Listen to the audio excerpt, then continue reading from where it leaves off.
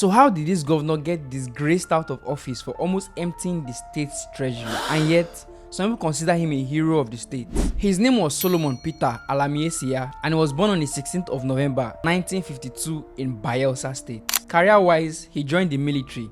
He studied at the Nigerian Defense Academy in 1974 and later joined the Nigerian Air Force, where he served in the Logistics and Supply Department. He ended up retiring as a squadron leader in 1992. But this is where it gets interesting. In 1999, when democracy came, he became the first civilian governor of Bayelsa State. He had contested under the People's Democratic Party and won the election. But about 20 years ago in 2005, he was arrested in London for money laundering. But somehow, he was said to have escaped by posting bail and disguising like a woman to leave the country. When he first got into power, the people believed he was one that was going to deliver them. They looked at him as some savior or a knight in a shiny armor. Some even called him the Governor General of the Zor Nation. He did a lot of things. He set up the Naija Delta University, put some amenities on ground, and he was doing fine publicly.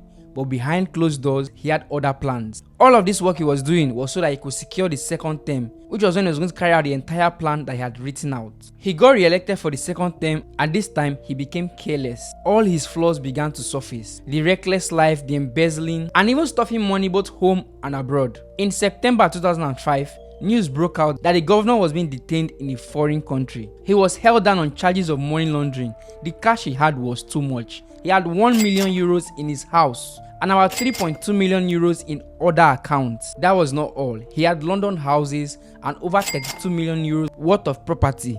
This man was literally bleeding the state dry. And back in Nigeria, the FCC could not touch him because he had immunity as a governor.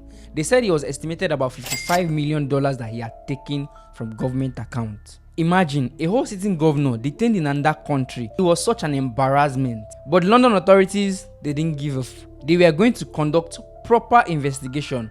But during the time of the investigation, he was granted bail. And that was when he brought his creativity to life. You might have heard or seen many cross-dressers, but according to reports, this man had to become a cross-dresser for his escape.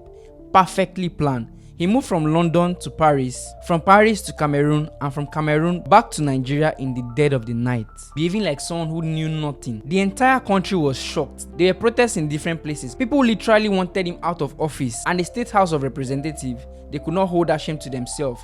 So in 2005, they impeached him. The government under Olusegun Obasanjo conducted an investigation, and in 2007, he was sentenced to 2 years imprisonment.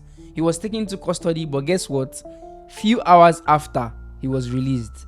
They said his 2 years imprisonment started counting from 2005 when he returned into the country.